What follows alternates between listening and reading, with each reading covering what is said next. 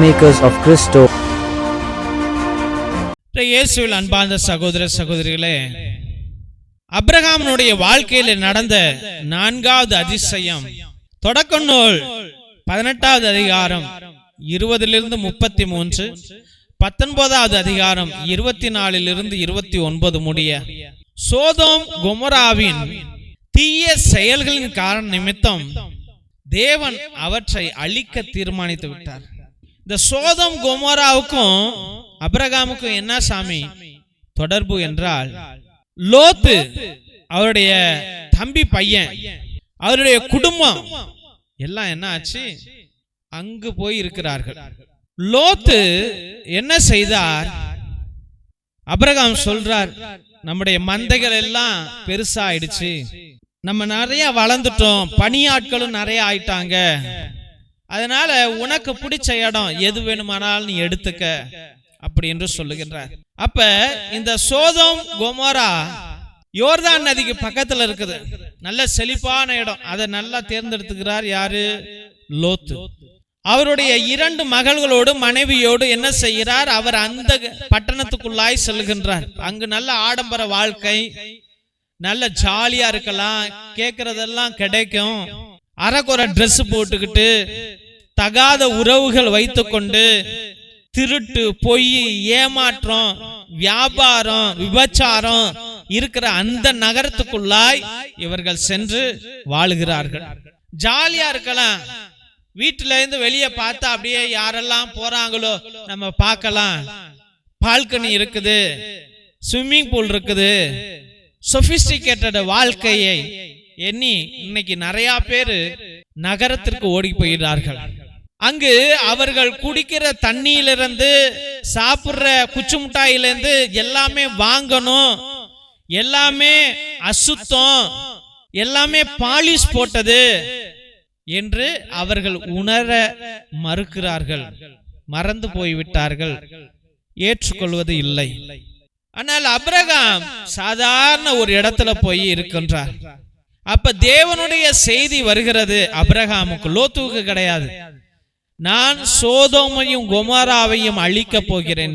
அப்ப ஆபிரகாம் மன்றாடுகின்றார், ஐயா, அங்க 50 பேர் இருந்தா, 10 பேர் இருந்தா, 5 பேர் ஒருவன் இருந்தால் உன்னை காப்பாற்ற மாட்டியா என்று. அங்கு யாருமே இல்லை என்று சொல்லுகிறார். கடவுள் கோப ஆக்கினை கொண்டவராக மாறி போகின்றார். தெய்வ பிள்ளைகளே, இன்னைக்கு எத்தனையோ பிள்ளைங்க ஒரு நாட்டிலேருந்து இன்னொரு நாட்டுக்கு போர் தொடுக்கிறான் என்றால் அவன் விமானத்திலேயோ இல்ல பீரங்கிலேயோ வருவான். அவன் கிராமத்தை எல்லாம் ஃபர்ஸ்ட் அழிக்க மாட்டான், நேரா வந்து எங்க நிறைய பில்டிங் இருக்குதோ, எங்க உயரமான பில்டிங் இருக்குதோ அங்கதான் பாம்பு போட்டு போவான். எங்கு நிலநடுக்கம் அதிகமாகும் அந்த இடத்துலதான் அதிகமாகும், எங்கு பூகம்பம் அதிகமாகும் அங்கதான் அதிகமாகும், எங்க நோய் அதிகமாகும் அங்கதான் ஆகும், எங்கு பாவம் அதிகமாகும் அங்குதான் ஆகும். அதே போலதான் சோதோமும் கொமோராவும் பாவத்தினால் நிரப்பப்பட்ட ஒரு நகரமாக மாறி போகிறது. அதுல லோத்து போய் சிக்கிக் கொள்கின்றான். லோத்துவை காப்பாற்ற ஆபிரகாம் முறையிடுகின்றார். முறையிடும் பொழுது லோத்துவை வெளியே வர சொல்லுகிறார். திரும்பி பார்க்காம ஓடி போங்கடா. ஆனா லோத்து மனைவி திரும்பி பார்த்துட்டா, அவள் உப்பாக மாறி போகின்றாள். தெய்வ பிள்ளைகளே, இது நம்முடைய வாழ்க்கைக்கு எவ்வளவோ ஒரு பெரிய உதாரணம். நம்ம இன்னைக்கு காசு பணத்துக்காக ஓடுகிறோம், பிள்ளைகளுடைய வாழ்க்கையை பற்றி சிந்திப்பதில்லை.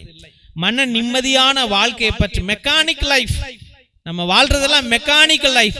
காசு மேல காசை சேர்க்கணும் சேர்க்கணும் சேர்க்கணும், அதுக்காக அம்மா அப்பாவை மறந்து போற, போன் அடிக்க மறந்து போற, இல்ல வீட்டுக்கு வர மறந்து போற, வந்தாலும் ஒருவேளை சாப்பிட்டுட்டு காலையில வந்துட்டு சாயந்தரம் ஓடுற, இல்லைன்னா ராத்திரி வந்துட்டு காலையில ஓடுற, இப்படி மெக்கானிக்கல் லைஃபா இருக்கிற நீ மிஷின் இல்லடா. தேவன் சொல்லுகிறார், நீ மிஷின் இல்லடா.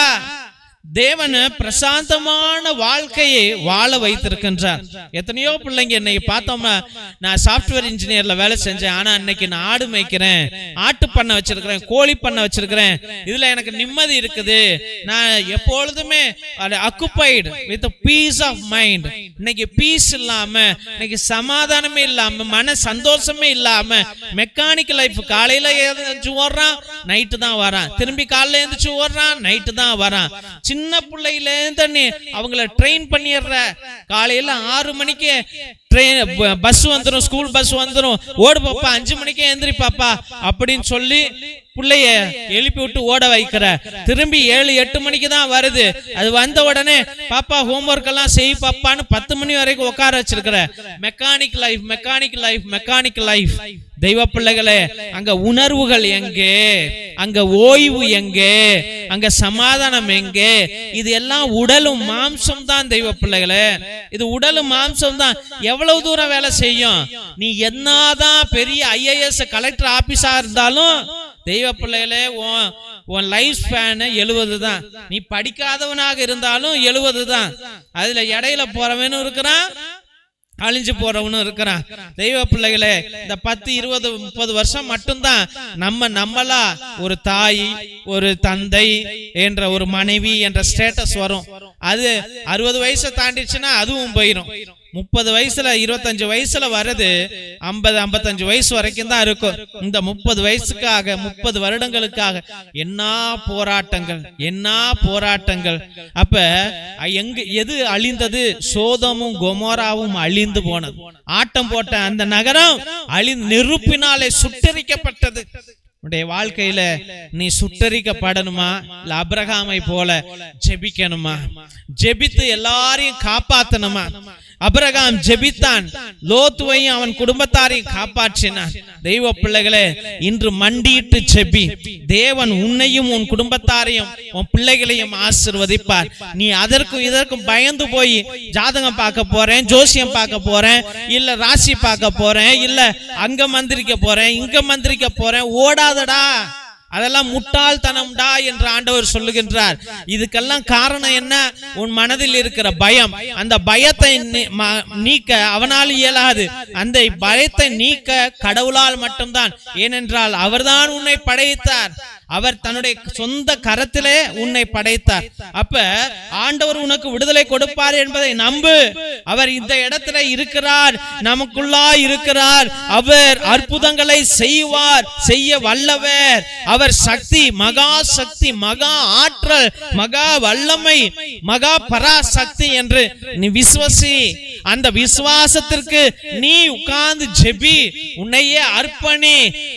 கடையை போட்டுக்கிட்டு சிந்திச்சுக்கிட்டே இருக்காத, குழம்பி போயிருக்காத, சோர்ந்து போய் வாழாத. தெய்வ பிள்ளைகளே, உனக்குள்ளாய் ஒரு விதை இருக்கிறது. அந்த விதையை அதற்கு செடி தண்ணி ஊத்து, அதை வள, அது பல மரங்களாக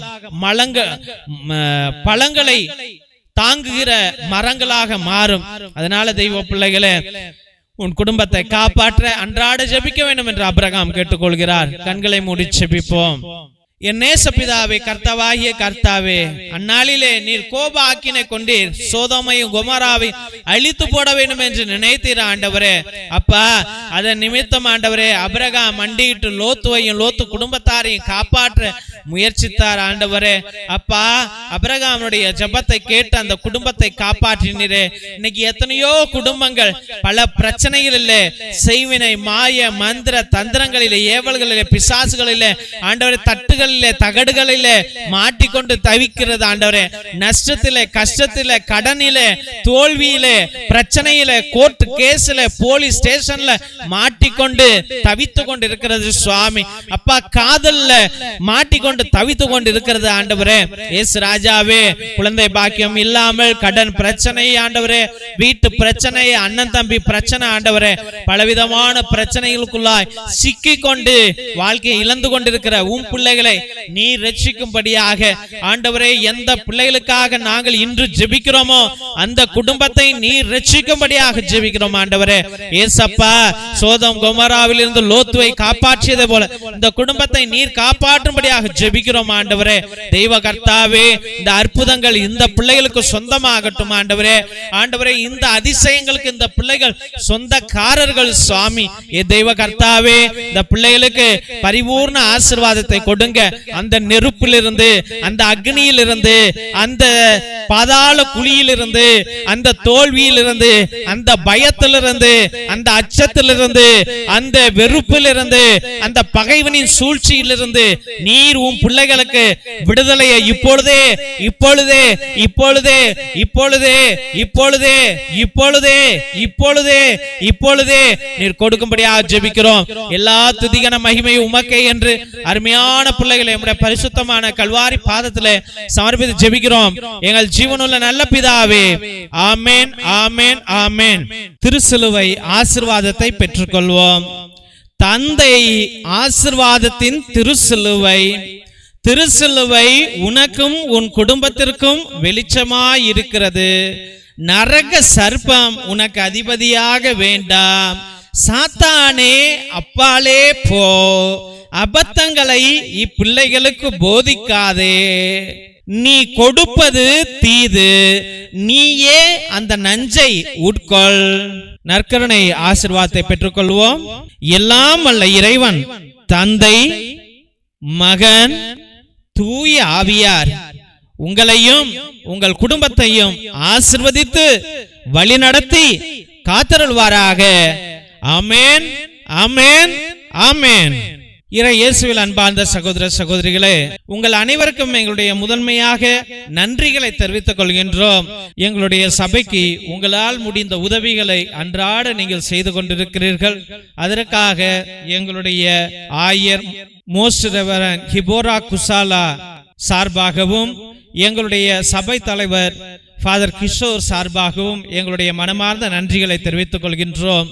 நீங்கள் அனுப்புகின்ற ஒவ்வொரு பழைய துணி, பத்தாத துணி, புது துணிகள் அனைத்தையும் மற்றும் நோட்டு, பேனா, புஸ்தகங்கள் மற்றும் சோலார் லைட் அனைத்தையும் நாங்கள் பகிர்ந்து கொண்டிருப்பதை இதோ இந்த போட்டோல உங்களுக்கு காமிச்சிருக்கிறோம்.